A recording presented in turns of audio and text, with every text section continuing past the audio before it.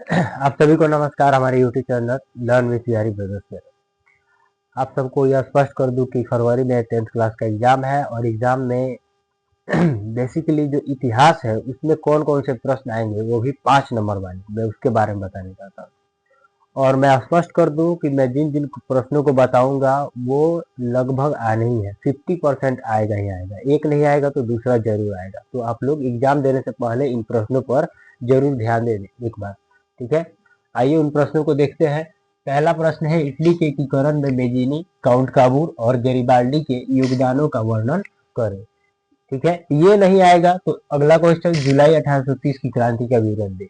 तो स्पष्ट रूप से आप दोनों इसमें से कोई एक प्रश्न जरूर याद करके ही जाइएगा, नहीं तो आपका 5 नंबर छूटेगा तो उसके जिम्मेवार आप होंगे। ये 100% मैं बता रहा हूँ, इसमें से कोई ना कोई एक आएगा ही आएगा।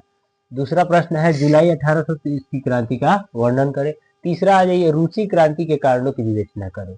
लगभग ये हर साल पूछा है, ठीक है, किसी अन्य रूप में पूछा होगा लेकिन हर साल पूछा है ये, ठीक है। तो इसको भी आप जरूर देखेंगे। हिंद चीन में फ्रांसीसी प्रसार हिंद चीन में फ्रांसीसी उपनिवेश के कारण क्या थे, यानी कि फ्रांस आखिर हिंद चीन में क्यों घुसा, उसने हिंद चीन को फ्रांस ने अपना गुलाम क्यों बनाया। यह हमेशा 5 नंबर में पूछता है, तो इसको भी आप देख लेंगे। अगला क्वेश्चन है, भारतीय राष्ट्रीय आंदोलन में महात्मा गांधी की भूमिका लिखे। ये तो एक साल अगर छूटेगा तो दूसरे साल हमेशा पूछेगा। महात्मा गांधी क्योंकि बहुत बड़ा कैरेक्टर था भारतीय राष्ट्रीय आंदोलन का, तो ये हमेशा आता है। अगर ये नहीं आएगा तो असहयोग आंदोलन के कारण एवं परिणामों को लिखे, ये 100% आएगा। तो असहयोग आंदोलन कब हुआ, उसका कारण क्या था और परिणाम क्या निकला, ये आपको याद करना है, ठीक है।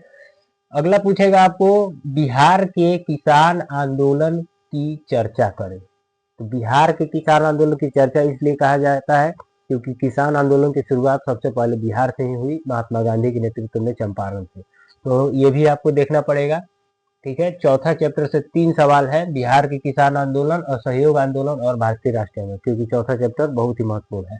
इसमें से दोनों के 2 को तो जरूर आ जाएगा, तो आप लोग इसको जरूर देखिएगा।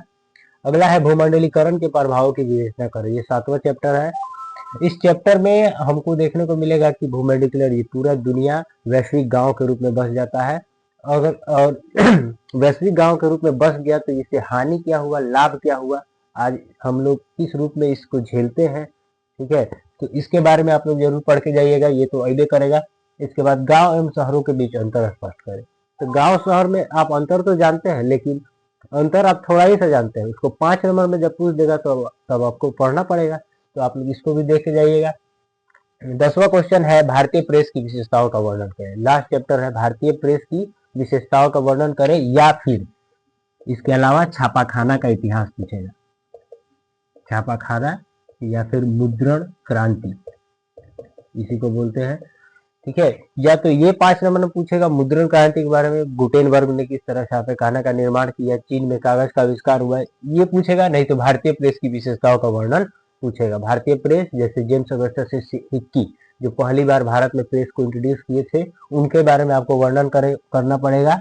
और भारतीय प्रेस जो लोकतंत्र का चौथा स्तंभ है, उसके बारे में आपको गहनता से पढ़ के जाना पड़ेगा। अगर आप इतना करके जाते हैं तो इतिहास सब्जेक्ट में 5 नंबर वाले क्वेश्चन में आपका कभी भी गलत नहीं होगा, ठीक है। आप इन सभी क्वेश्चन को टच करके आइएगा, अच्छे से बना के आइएगा और पूरा में पूरा अंक लेकर आइएगा। अगर सिर्फ इतने प्रश्नों को आप देख लेते हैं तो 20 नंबर तो आप ऐसे ही कंफर्म कर लीजिएगा, ठीक है। तो आप पूरे मेहनत करिए और इन 20 नंबर को जाके इस बार एग्जाम में ले लीजिए और बेहतर रिजल्ट लाइए, ठीक है।